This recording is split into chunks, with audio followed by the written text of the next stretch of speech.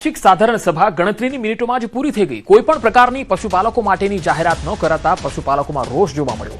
સાબર ડેરીની સાધારણ સભામાં આવેલા ચેરમેન અને સેક્રેટરીઓની વાત સાંભળવામાં આવી ન હોવાની વાત થઈ ગઈ છે। સ્થાનિક દૂધ મંડળીના ચેરમેન અને સેક્રેટરીઓને સાબર ડેરીએ મોંઘીદાટ ગિફ્ટ આપી। પશુપાલકોના પરસેવાની કમાણીના પૈસે સ્થાનિક મંડળીના ચેરમેન અને સેક્રેટરીઓને લહાણી કરાવાઈ। સભામાં મીડિયાને પણ પ્રવેશ ન અપાતા સવાલ ઉઠી રહ્યા છે। વધુ માહિતી મેળવી સંવાદદાતા ઈશાન પરમાર સાબરકાંઠાથી જોડાયા છે। ઈશાન, આજે પશુપાલકો માટે જાહેરાત ન થઈ અને એક બીજી તરફ મંડળીના ચેરમેનને લહાણી, હકીકત શું છે? જી ચોક્કસ કે સાબરકાંઠા અને અરવલ્લી જિલ્લાના જીવાદોરી સમાન સાબર ડેરી ખાતે આજે 62મી વાર્ષિક સાધારણ સભા યોજાઈ હતી।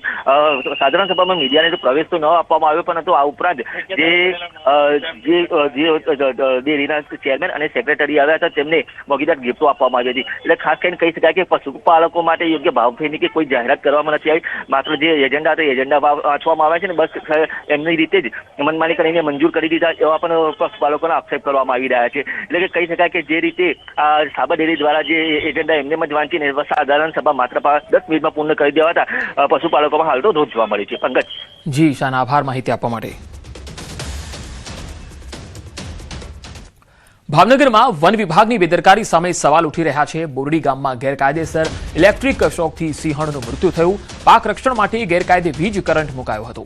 ઘટનાની જાણ થતાં વન વિભાગ દોડતું થયું। પાલિતાણા શેત્રુંજી ડિવિઝનના અધિકારીઓ પહોંચ્યા। એફએસએલ ટીમે ઘટના સ્થળે પહોંચી અને તપાસ હાથ ધરી। સિંહણના મૃતદેહનું પેનલ પીએમ કરવામાં આવશે।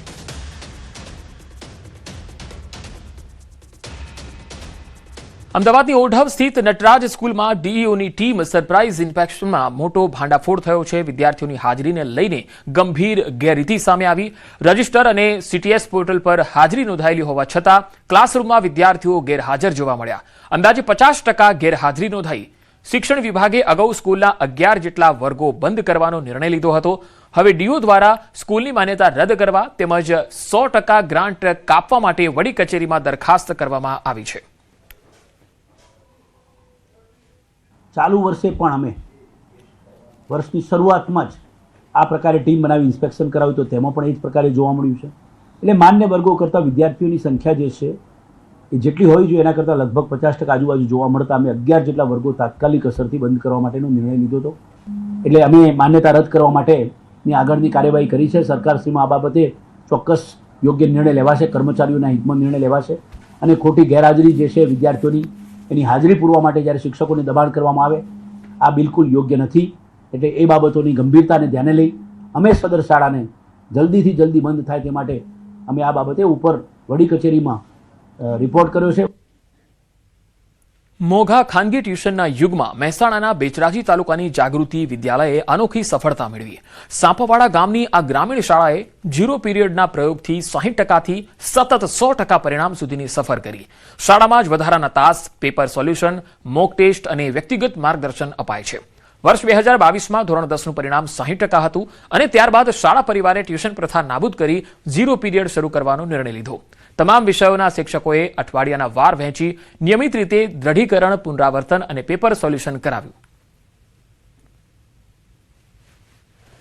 પણ બધા જ બાળકો 65% ઉપર લાવે તો એવી અમારી સ્કૂલ 2024માં મહેસાણા જિલ્લામાં હમણાં માર્ચ 2024માં શ્રેષ્ઠ શાળાનો એવોર્ડ મળ્યો અને મારું સન્માન કરવામાં આવ્યું।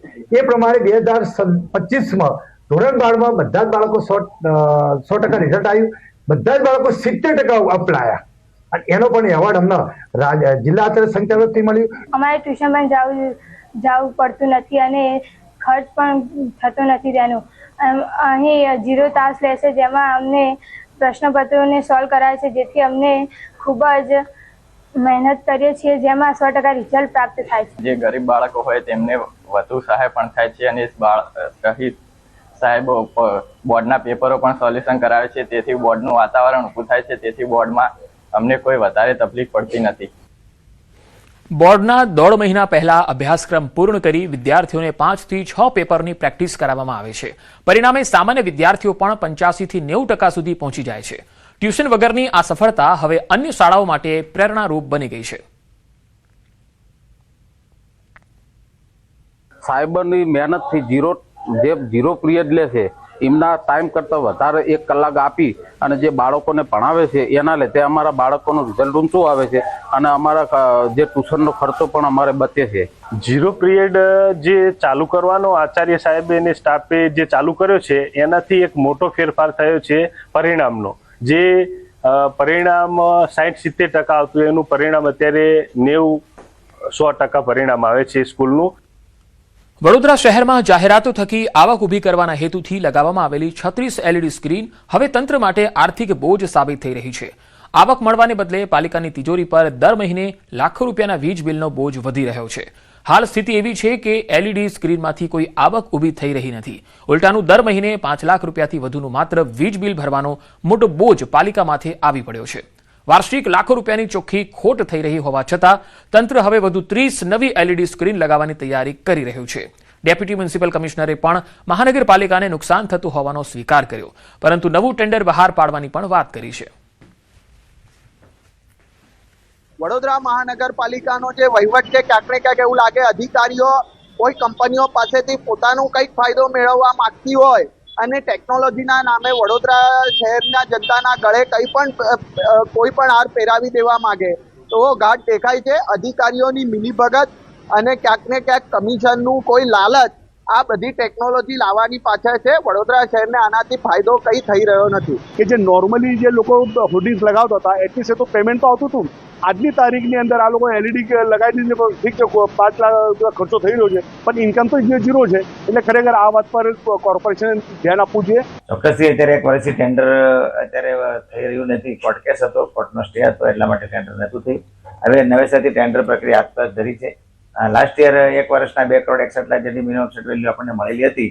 તો આશા છે કે 2 કરોડ 61 લાખ જેટલી 2 કરોડ 61 લાખ જેટલી આવક આપણને પ્રાપ્ત થાય જો ટેન્ડર સફળ થાય તો એટલી આવક થઈ શકે. વડોદરા મહાનગરપાલિકામાં અંધેર નગરી અને ગંડુ રાજા જેવો ઘાટ સર્જાયો છે, કારણ કે વડોદરા મહાનગરપાલિકાએ હોર્ડિંગ ફ્રી સિટી જાહેર કરીને જે હોર્ડિંગની આવક થતી હતી તે ગુમાવી દીધી અને સ્માર્ટ સિટી અંતર્ગત LED સ્ક્રીન જે છે તે લગાવી છે. પરંતુ આ જે LED સ્ક્રીન જે છે તે સોના કરતાં ગળામાં મોંઘું તેવી સ્થિતિ સર્જીને અત્યારે ઊભી રહી છે. કારણ કે LED સ્ક્રીનની વાત કરવામાં આવે તો માત્ર ને માત્ર કોર્પોરેશનની જાહેરાતો ચાલે છે અને અન્ય કોઈ જાહેરાતો જે છે તે કોઈ આપવા માટે તૈયાર નથી. એના કારણે આજે LED સ્ક્રીનમાંથી વડોદરા મહાનગરપાલિકાની જે આવક છે તે શૂન્ય થઈ રહી છે અને દર મહિને 5 લાખ રૂપિયાનો જે લાઇટ બિલ છે તે ભોગવવાનો વારો આવ્યો છે. વડોદરા શહેરની વાત કરવામાં આવે તો 36 જેટલી LED સ્ક્રીન જે છે તે વડોદરા શહેરમાં લગાવવામાં આવી છે. વડોદરા મહાનગરપાલિકાના અધિકારીઓ એટલી હદે સ્માર્ટ બની ગયા છે કે અત્યારની પરિસ્થિતિને જોયા બાદ પણ જે છે તેમને સબક લીધો નથી અને નવી વધુ જે છે તે 30 જેટલી LED સ્ક્રીન જે છે તે લગાવવાનો નિર્ણય વડોદરા મહાનગરપાલિકાના અધિકારીઓ લીધો છે. એટલે આમદની અઠ્ઠની ખર્ચા રૂપિયા જેવો ઘાટ જે છે તે વડોદરા મહાનગરપાલિકામાં જોવા મળી રહ્યો છે. હાર્દિક દીક્ષિત, ન્યૂઝ 18 ગુજરાતી, વડોદરા. ગૃહમંત્રી અમિત શાહનો માનવીય અભિગમ ઇસ્કોનની વિનંતીથી પોતાનો કાર્યક્રમ રદ કર્યો. 4 સપ્ટેમ્બરે શ્રી કૃષ્ણ જન્માષ્ટમીને લઈને કાર્યક્રમ રદ કર્યો છે. પૂર્વ નિર્ધારિત કાર્યક્રમ અમિત શાહે રદ કર્યો. ઇસ્કોન સમૂહ દ્વારા શાહનો આભાર માનવામાં આવ્યો. ઇસ્કોન સમૂહના ભાવિક ભક્તો અને નાગરિકોએ તેમના પ્રત્યે આભાર સહલ આનંદની લાગણી પણ વ્યક્ત કરી છે. તો ઇસ્કોન સમૂહ દ્વારા અમિત શાહનો આભાર માનવામાં આવ્યો છે, કારણ કે 4 તારીખે જન્માષ્ટમી છે ત્યારે ઇસ્કોનની વિનંતી હતી કે અમિત શાહ જે છે એ દિવસે એમનો કાર્યક્રમ જે આવી રહ્યો છે તેના કારણે ઘણા બધા પ્રોટોકોલ પણ હોય છે, ત્યારે આ વિનંતીનો અમિત શાહે સ્વીકાર કરતા તેમનો જે કાર્યક્રમ આગોતરો કાર્યક્રમ હતો એ રદ કર્યો છે. આ બાબતે ઇસ્કોન તરફથી તેમનો આભાર પણ માનવામાં આવ્યો છે.